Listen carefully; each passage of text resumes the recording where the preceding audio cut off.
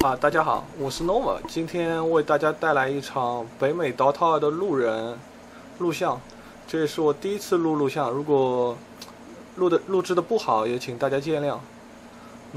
这是对面碰到了一级的黑店，所以我就把它录了下来。这边对面是5人黑，然后我是和2个欧洲的华人一起开黑，我们是3人黑加2个路人。北美 DOTA 2的路人真是难玩。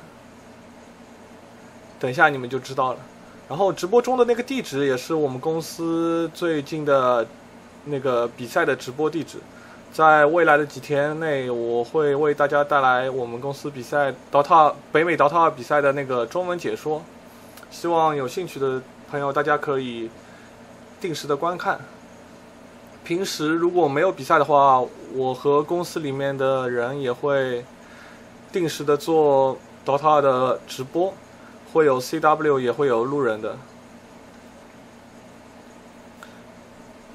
当然，平时的直播应该是以路人为主。这边我个人认为，还是北美的水平还是相当的不如国内啊，不管是 DOTA 1还是 DOTA 2。老外只会在线上打钱，不像中国的玩家们很喜欢杀人。这边的老外只会打钱，然后用装备来碾压你。中路我是对上了德鲁伊。这个是原 MYM 的 Pusher 用的德鲁伊。这边是有个路人暂停了，不知道发生了什么事。那大家也等一下吧。现在我是把 DOTA 2的那个积分，就像原来 DOTA 1的那个积分牌按出来了。可以看到很清楚的看到每个人的 ID 和使用的英雄，还有击杀数、死亡数、助攻数，还有可以看到队友现在身上的金钱数。这边我们的召唤师是按的暂停，所以说在里面，在这个积分牌里面也会显示。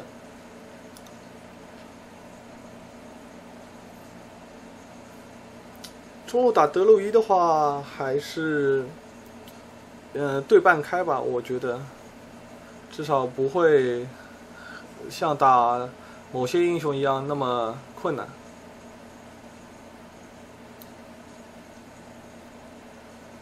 这边是等了好久啊，他到现在还没有回来，不知道发生了什么事。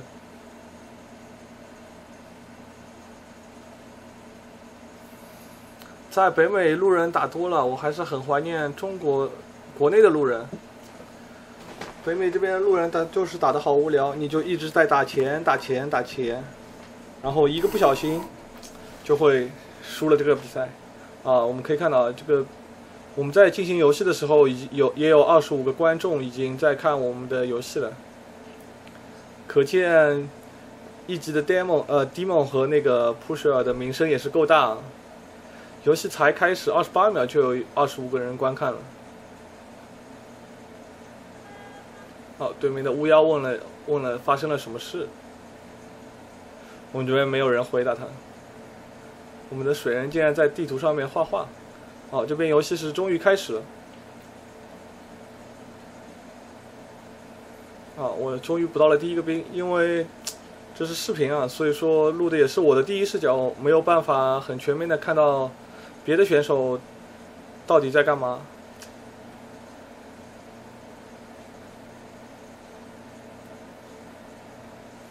刚刚我也是看了德鲁伊的出门装，这样你可以清楚的知道对手带了多少的那个补给和装备，你怎么样对线进行最好的处理。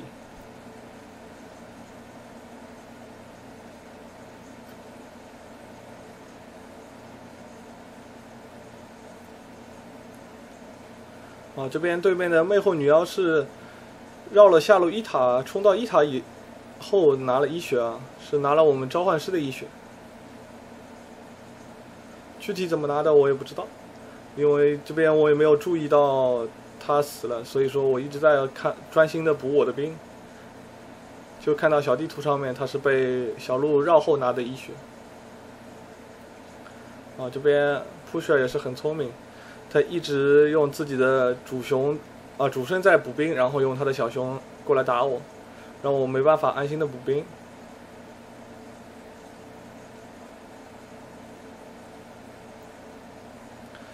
好在他出门没有在小熊身上放个毒球，不然的话，那我要被他消耗的很厉害。啊，这边是放了个 F， 竟然没把兵收掉，真是菜到家了。好，我们这边先知拿了个双倍，他过来 gank， 很明显的这个熊要死了，顺利的把他击杀了，同时也有600的，应该可以买了个可以买瓶子了。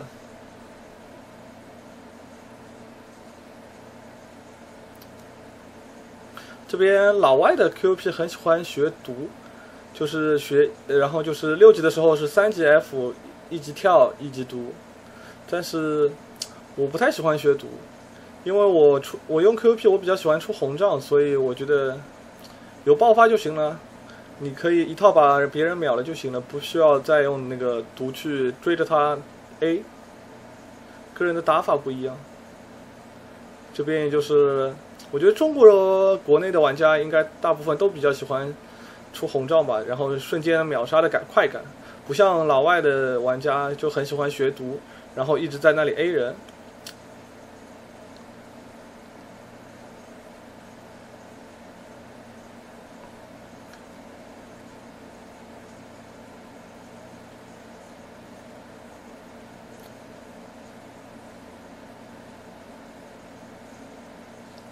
啊，这边这个从阵容来说的话，我们的阵容其实是不错的。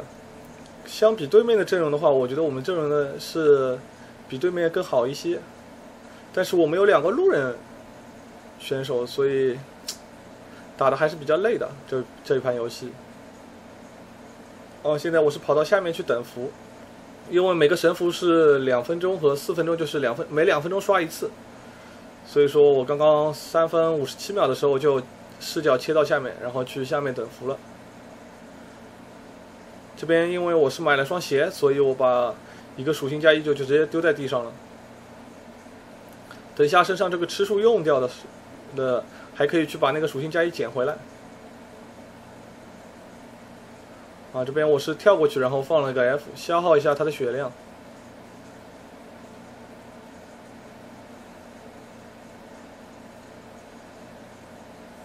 现在就在等混到6级，等到了6我就可以去 gank 了。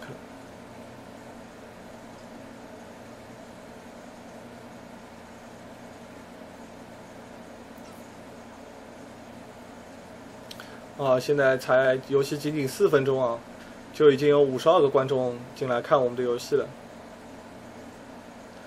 这边老外也是很奇怪。他们很喜欢看别人游戏，但是自己不玩，然后就看别人玩。经常会碰到一盘游戏有700-800个人在里面看，然后边看边讨论。哦，这边我是终于升到了6级。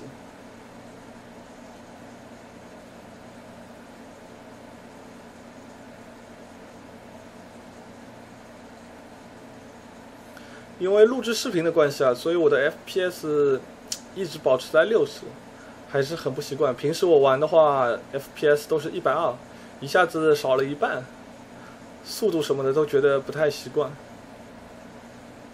所以打的也不是很好，希望大家见谅。啊，这边我是看了一下小熊身上的装备，他买了一个小圆盾，刚也是控制了一下鸡，因为防止小鸡被杀。这里现在因为 DOTA 改过了，你当鸡被杀的时候，对方每个英雄都会得到175块钱的钱，那就相当于一座塔。那当然鸡就不能被杀，被杀了那是对自己的队伍很亏的一件事。这边我也是拿到了一个回复，所以我敢大胆的上去消耗它。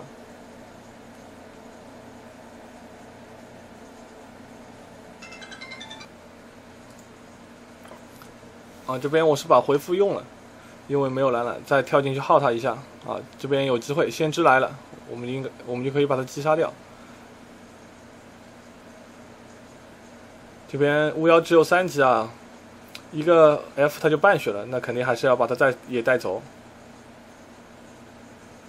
啊，这边是成功的带走了先知，哦不是，成功的带走巫妖和熊德。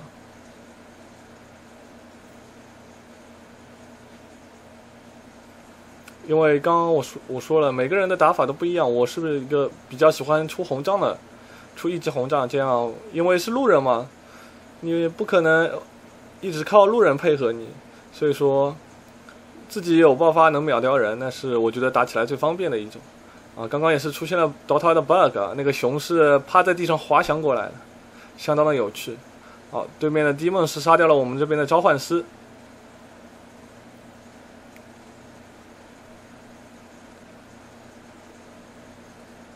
啊，这边被缠绕，刚刚也看到了，熊缠绕到我的时候，我还是可以打人的，只是不能动而已。我把他的小兵反补了，所以我也没蓝了，我就回去补蓝补状态。然后等待下一次出门 gank 的机会。这边我也是调整了一下物品的位置啊，选择自己最顺手的位置来放置自己每个物品。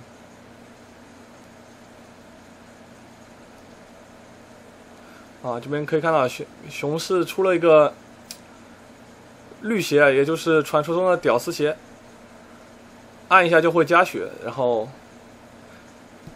还是我觉得熊德出这个装备还是相当的不错，这样可以增加自己的生存能力啊。这边是冰女游走过来，但是我们两个应该是击杀不了这个熊。啊，果然这边冰女是死了。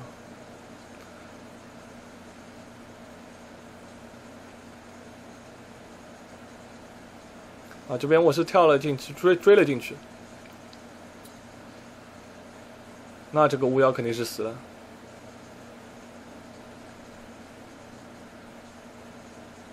啊，成功的击杀巫妖。啊，这边他应该是操作失误了。他如果再打我2下的话，我就死了。结果他在我面前趴下来了。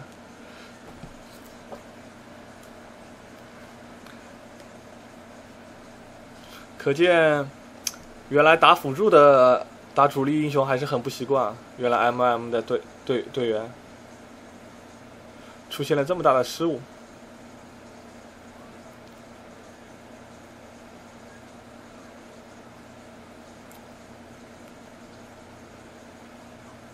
好，这边先知是游走了过来，但是趴下的熊啊，空招了一个树。趴下的熊趴下和站起来的区别就是，熊趴下会有很多的血，会增加很多的血量。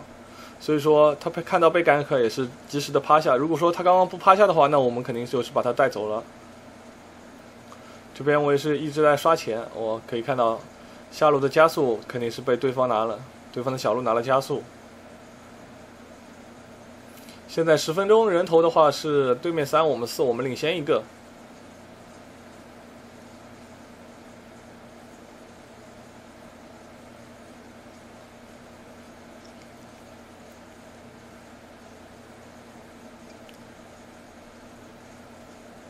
啊，这边他的熊好像还是没有买毒球啊。我建议大家在用熊德的时候还是要买一个毒球，这样的话，在线上的压制能力上会更出色。啊，这边召唤师又是被杜牧了。啊，这边我是 TP 过去救召唤师，其实我是去杀小鹿的，也不是去救他，只是为了去杀一个人。啊，召唤师是活了下来。从这个杜牧和掉血的血量来看，这个召唤师应该是主兵的，不然的话他的血不可能掉的这么慢。因为我们可以知道，兵的等级越高，每秒回血就回的越多。从他的那个血量来看，刚刚上了杜牧以后，你看瞬间就回满了，我们就可以知道他是一个主兵的卡尔。在北美这边，主兵的卡尔还是比较少的，一般都是主火的，主火副兵，然后打冰火卡。和国内的有很大的区别，国内一般都喜欢火雷卡或者冰雷卡，冰雷卡居多。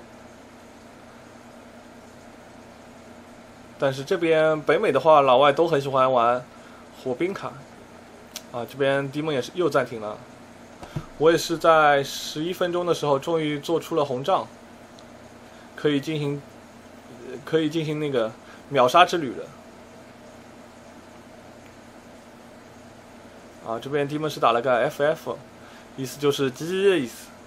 这边我也是回了他一个 FFS， 意思就是我们先 GG 了。游戏又是开始了。召唤师把Doom击杀了。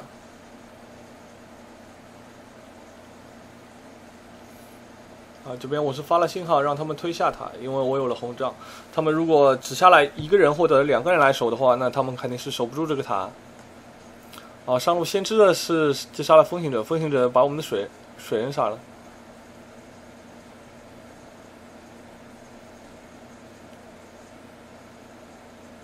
这边我和冰女在这里等着别人来 gank 这个召唤师，然后我们去救他，把别人反杀。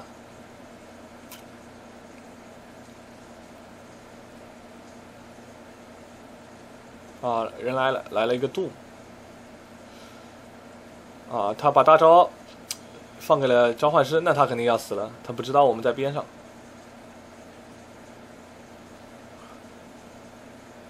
这边他是躲在这里，但是肯定是躲不住我是被对面的风行者树不见了。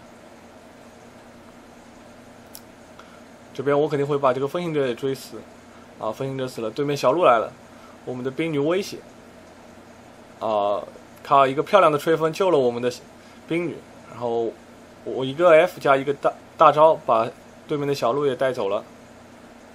这个召唤师还在追对面小鹿的人马，真是杀人连宠物都不放过。这就是北美的路人太坏了，杀了主人还要杀宠物。这边水人一直在游戏里面语音也是听不懂他说的是什么，他说的也不是英文。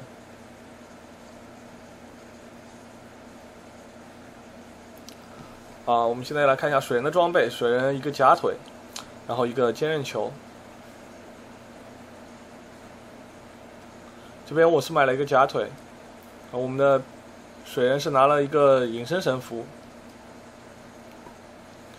这边我也是把假腿切成了智力假腿，因为这样你去 gank 的话，攻击力就会比较高，蓝也会比较多。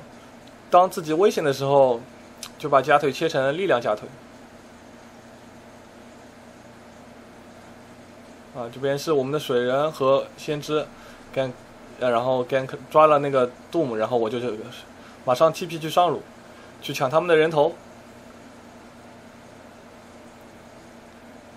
因为我们这边是路人，不抢白不抢，你把钱留给路人，路人也不会用，还不如自己来用。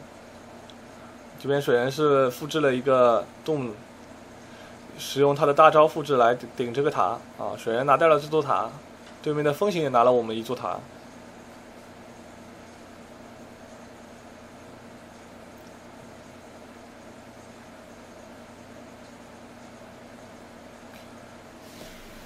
这边我们在继续的推2塔，对面也没有人来守对面按了一个防御，那么很快的应该就会有人来守了。如果没人守的话，这个防御就是白按了。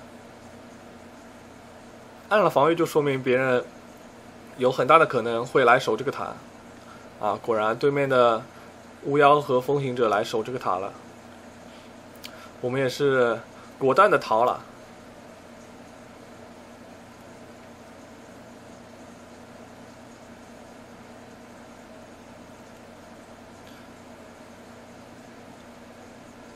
这边也说一下我自己的 QOP 的加点吧。其实这个毒的话，我是一般在17级的时候才会学，因为我是出红杖的。一开始，如果你再加毒的话，那就没必要。一般一个 F 加一个大招加一个红杖都能把人秒了，不需要使用毒来那个减对方的速，然后普攻。所以我就不需要学毒，然后让自己的属性变得更高。让自己的蓝更多一点，血更多一点。如果说不出红杖的话，比如说你前期直接出个假腿，然后加那个假腿以后就出那个紫苑的话，那我觉得那就要学毒，因为你有装备来回复蓝。像我现在装备只有魔瓶，靠魔瓶来喝魔瓶，没有没有被动的回蓝的装备，所以我觉得学毒的话有点浪费蓝，所以我就没有学。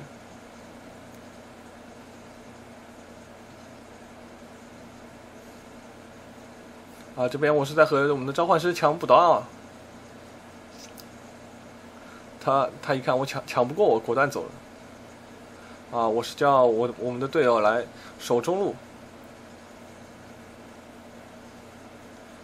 因为我大招都有，什么都有，技能都在，都在，状态也好。如果这都不守的话，那这游戏还怎么打？DOTA 就是以塔为主嘛，所以塔对这个游戏来说是很重要的。对面一看我们5个人都回来守了，他们果断放弃了推塔，然后这边我们是反推对面的塔。啊，我也是跳到上面啊，想去击杀。啊，这边我要一个漂亮的走位把我甩走了。不过可惜我3连还是把他秒了，他没有 TP 回去。啊，中路我们的水人又是拿了1座塔，水人已经在17分钟拿了2座塔了。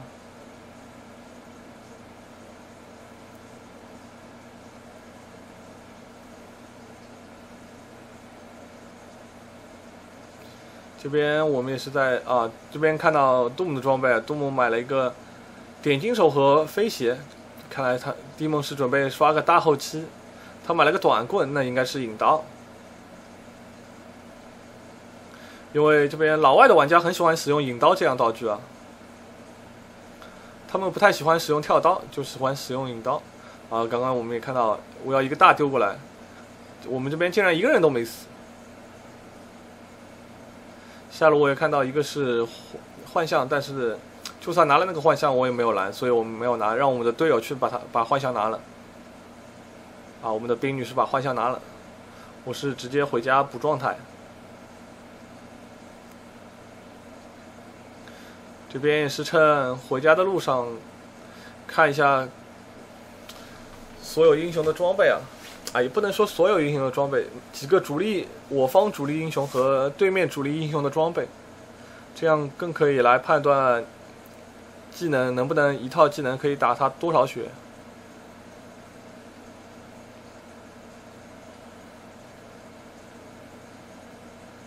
好，这边风行者是连了我们的水人，哦，果然东姆出了引刀，直接引过去一个大招，顺利带走了我们的水人。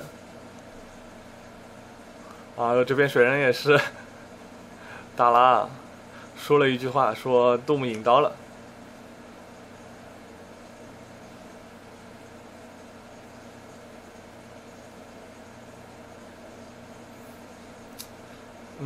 从现在马上20分钟的局势来看，局势对我们很有利，我们击杀了12个人，对面才击杀了5个人。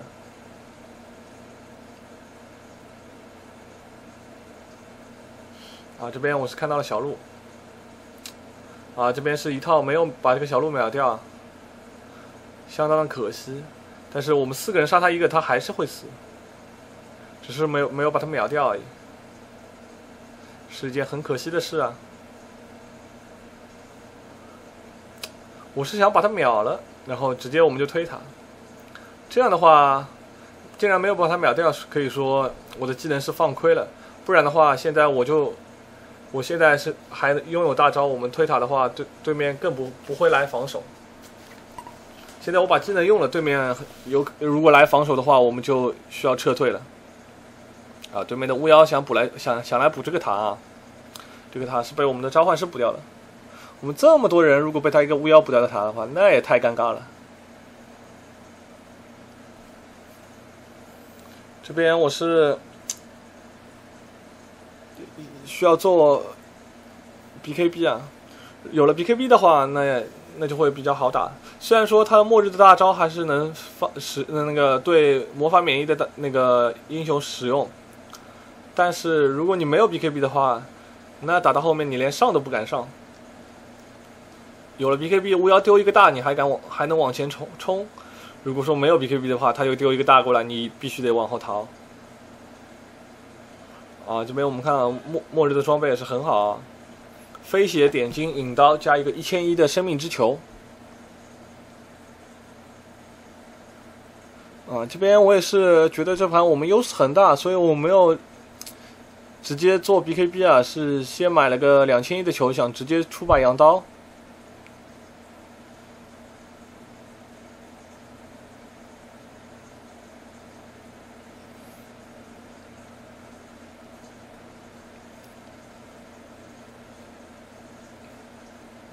你看这边就是那个回血鞋的好处啊，这个熊德可以没血了就可以一直回血，然后就不用回家补状态，只要有血就可以继续的补兵或者打野。是看到了神符在下面一个那个幻象神符，我去把它拿了。这个时候其实我们应该打 BOSS， 但是这两个路人，他们有自己的想法，叫他们打 BOSS， 他们也不一定愿意来打。这边是他们3个把末日抓了，但是末日还是把我们的兵女杀了。末日刚被击杀也是很有钱的买活了，表示自己的不满被你们杀了，对吧？就是有钱就是爸爸，想买活就买活，杀了我马上就买活。这种你怎么交流吗？用钱砸死人。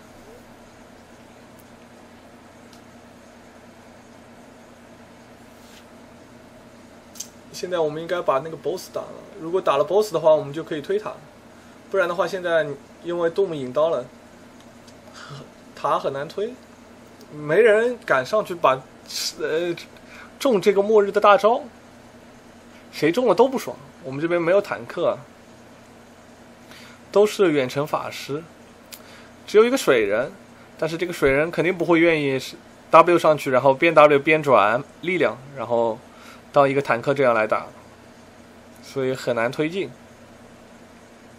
而对面就不一样，对面有末日加熊德2个，他们如果现在来推的话，他们如果说现在大家装备都差不多的话，那他们肯定可以来推。不过因为他们开局没有打好，所以说他们现在装备不如我们，所以他们也不敢来推。这边我是继续的打钱啊，要把我的羊刀尽快的打出来。这边是我们的队友兵女告诉了我下路有个回复，那我也肯定去把回复拿了。拿了以后，然后我们这边是终于想起来打 BOSS 了。我们这几个英雄打个 BOSS 还是很轻松的。卡尔如果上个那个极速冷却的话，那是打得更快了。这边是卡尔不舍得用那个极速冷却。这边我是把回城丢了，然后把盾拿了。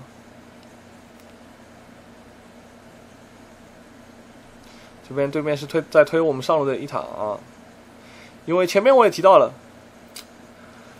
如果说你有回蓝的装备的话，那血毒还是相当不错的。现在因为我没有出 BKB 了，我直接出羊刀了，所以我也就要把毒的等级慢慢的加起来。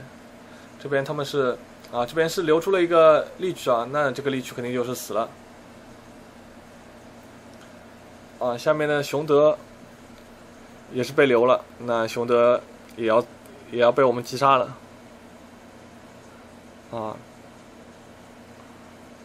这个人头竟然不是我的，我吹了个大招过去，然后被水人一个 E 收了，打到空血。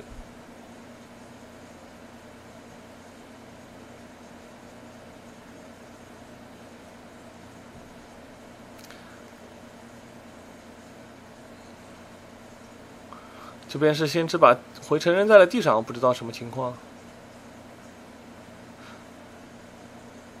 他竟然把那是刚刚我的回城，他竟然把我的回城扔在了地上，那我也这边是我把装备换了一下，因为毕竟你如果带线没有回城的话，对面一波团推过来，你没有办法很及时的回去防守，那就会导致局势瞬间被翻盘。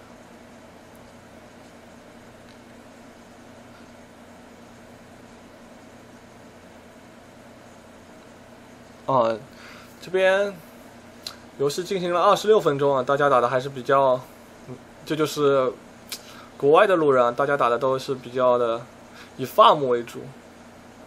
一直在放，打到现在双方加起来一共只有22个人头。这边熊德是在26分钟做出了辉耀，运气是相当的好，上来第一下就把我缠绕住了。我是跳到了树林里面，然后 TP， 这就是我不知道 DOTA 1有没有改，因为我有很久没有玩 DOTA 1了。反正 DOTA 2是可以就在没视野的情况下，直接像 QP、像痛苦女王、迪法师这种 Blink 的技能可以直接跳进去，然后先知的传送也是可以直接传送过没有探过视野的地方。这边末日是在里面 TP 了，那我们肯定是抓不到他了。这边我们准备下路推一波，但是我还没有赶到，不知道他们能不能控制住人，等待我的到来。这边巫妖是放了个大招空放全部打在我们树人的小兵身上。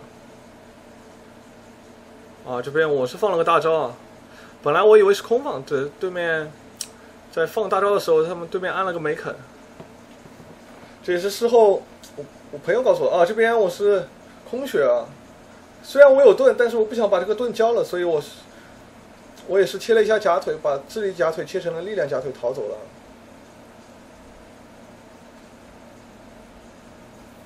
因为如果我盾交了的话，那下次末日的大招肯定就是只放我了，我不想被他放大招，放了大招不能放技能，好无奈。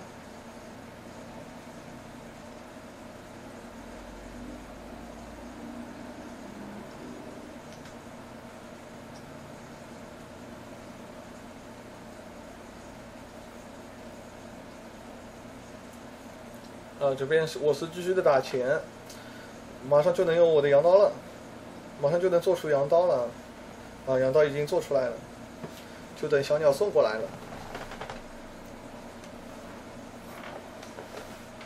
这边我也是换了一下装备的那个位置因为有了羊刀，所以说我就不需要再用智力假腿了，因为蓝肯定是够了，就把它一直切成力量假腿。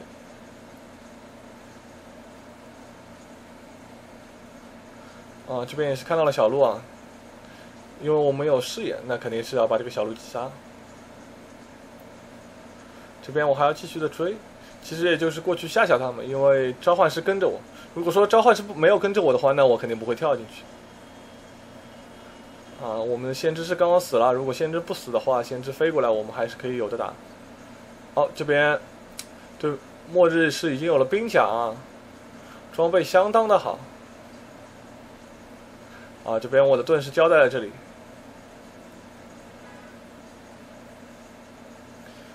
起来马上就跳走，如果不跳走的话，那肯定还要在这里死一次，那就尴尬了。这边末日也是看到了末日的装备，29分钟兵甲点金手飞鞋，然后引刀，装备相当的好。这边我是和先知配合，杀了对面的巫妖和这个风行者，但是对面的主力末日我们没有杀。这边我们的兵女也赶到了，可惜末日还是逃走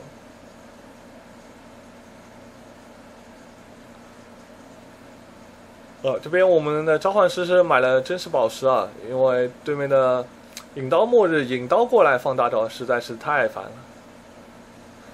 召唤师发了信号，他要说去中路把这个末日干了。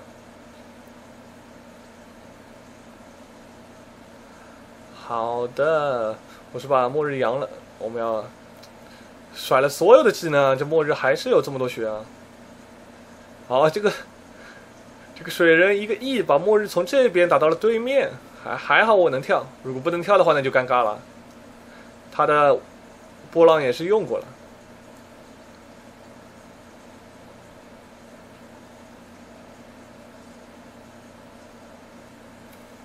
对面的可以看到，对面末日刚刚被我们击杀，他又买货了，真的是有钱有钱便是爷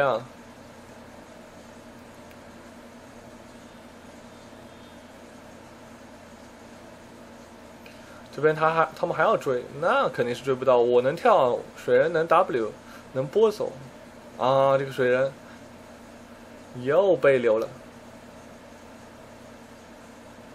这边我也是把他的小熊养了，我也怕被他缠绕。如果说他打我一下缠绕的话，我也要死。啊，这边末日是把我们的召唤师杀了。哦，这边水人是转错属性了，因为我们可以看到他身上出现了绿色。现在 DOTA 这边这转属性还是做的很明显的。如果说你在转力量的话，身上就是红色；在转敏捷的话，身上就是绿色。这个水人也是转错属性了，已经在被杀了，还在转敏捷，血越来越少，瞬间就死了。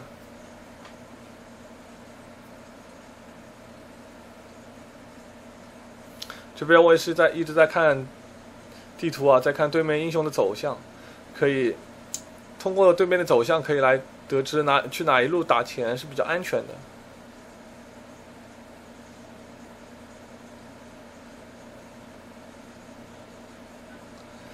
现在游戏进行了32分钟，还是看不出哪一边有优势啊。开局我们是很有优势的，但是现在打着打着感觉没有这么优势了。啊，这边我们的召唤师又是被抓了。人头师对面慢慢的追上来了，开始大家还记得对面是6，我们是16，现在对面17，我们只有22。带2个路人就是难。啊，对面也在各种嘲讽我们的路人。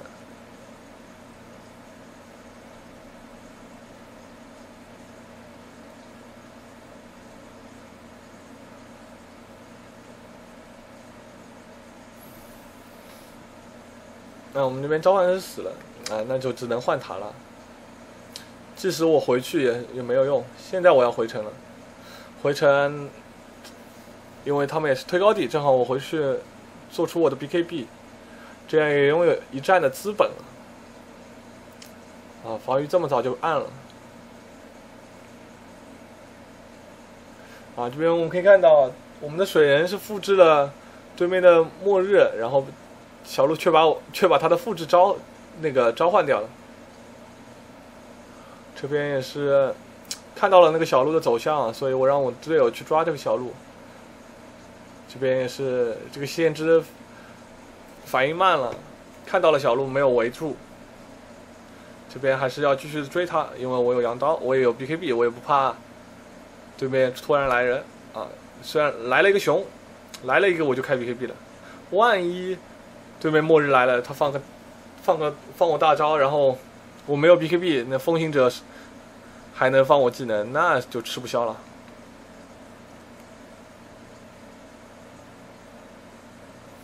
啊，这边也是啊，对面的熊德也是相当的肉啊。我们这边4个英雄打了他的熊，打了半天，还是没把他杀了，还是没击杀掉他的小熊。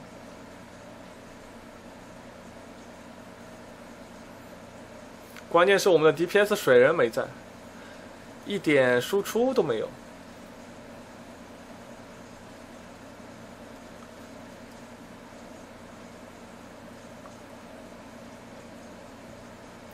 啊，这边是 BOSS 又刷了，我们又要打一个新的 BOSS。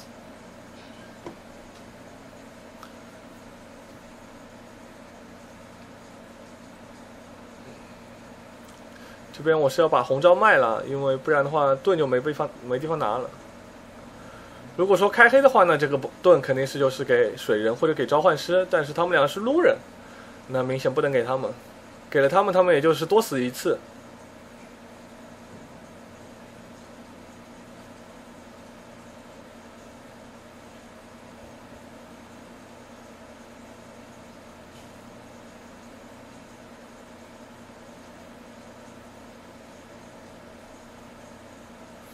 这边我是在继续的带线。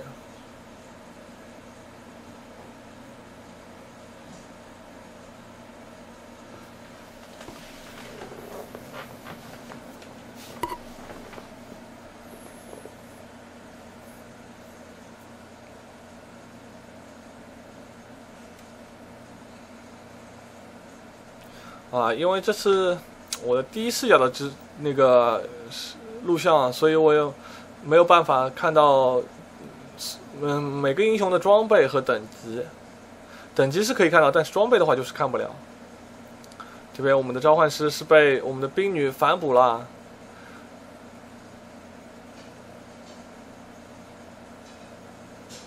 对面心里肯定一惊，这兵女打得这么好，小小的兵女竟然把别人反捕。这边我们这边又是打了一波团。我们先把小鹿秒了。这边一个大招吹到这个末日身上，感觉都没有。末日又引刀走了回来，他要击杀我们的兵女。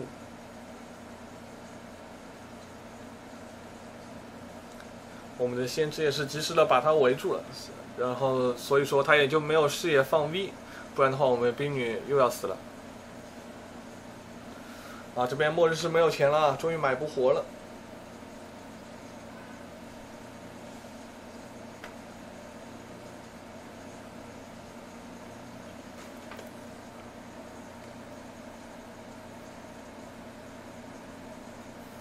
这边因为下路的线比较好，所以我们想耗一下下路的高地。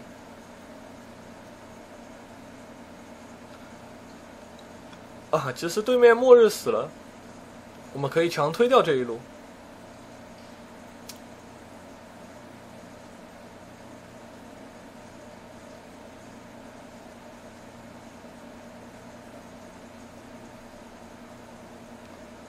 这边我的盾是在这里交了。我们的水人竟然冲了进去，好勇猛啊！他原来有大招，又逃了回来，就是因为他这次冲了进去害得我们路没破，到现在对面的末日还没有活。我们的卡也是刚刚到了战场，我们在下路打了这么久，他刚刚才来。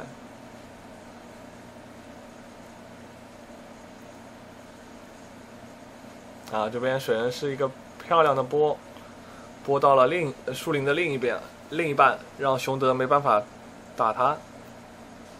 不然的话，熊德再打一个缠绕，他就要死在那里了。我们的召唤师又是买了一个宝石刚刚因为死了，宝石掉了，所以他又买了个宝石。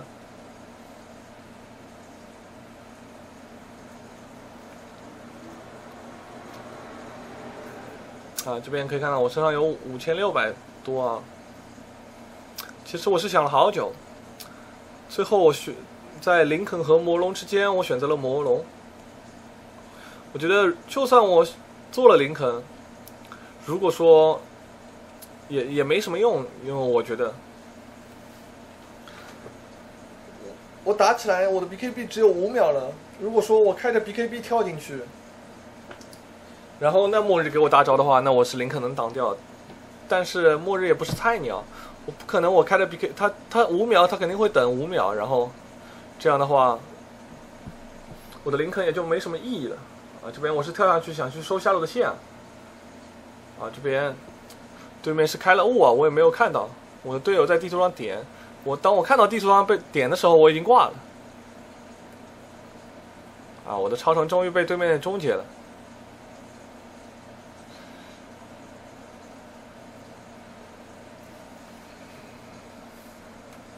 也就是因为这次没有看到队友的队友发的信息也没有看到对面开的雾，导致我们被破路了，实在是尴尬。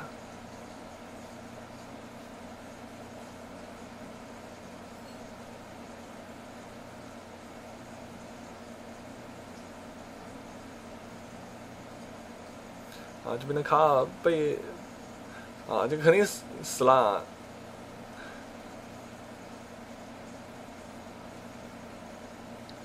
这边水人打了40分钟，只有一个林肯加一个分身符，相当的没钱。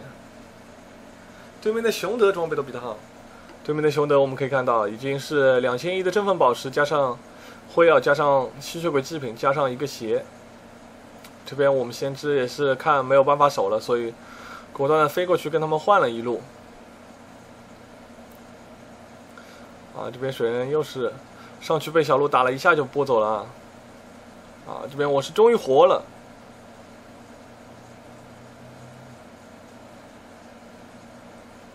那既然活了，那这一路肯定是要守。如果再不守的话，那这款游戏就直接结束了。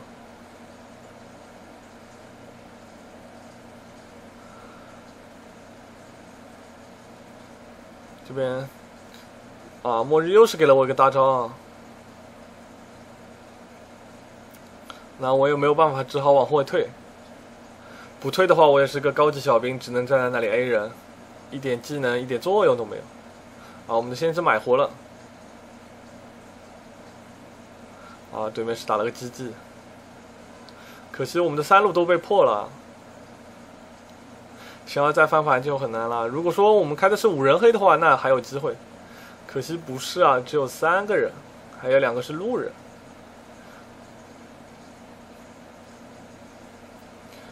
啊，这边卡尔的天火也是放空了。这边我也是想把这个熊再追一下，但是我们的先知没有来啊。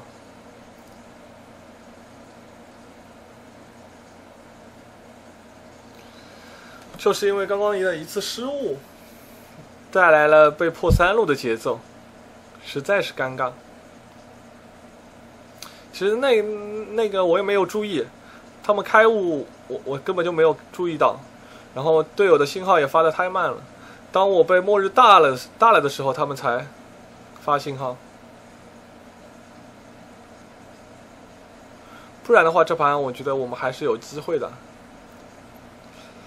可见在北美这边玩路人，当3人黑碰到5人黑，碰到对面的职业5人黑，带2个路人，完全就是没机会啊！这路人真是菜的不能看。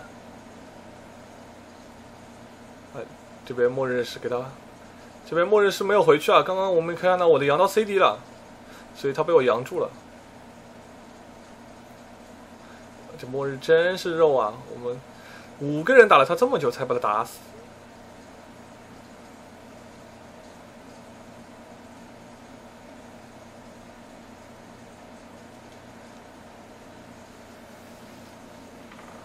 哦，我们的水人装备还是没有变啊！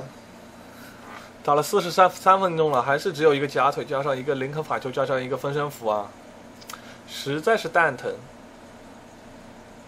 这个装备 DPS 打在对面的末日身上一点威力都没有。啊，我们的卡尔装备更是烂，香味鞋加上一个推推棒，加上一个战鼓，加上一个875回蓝的虚无宝石。这是44分钟的卡尔装备，你敢信吗？啊，这边刚刚也是看了一下双方的等级啊。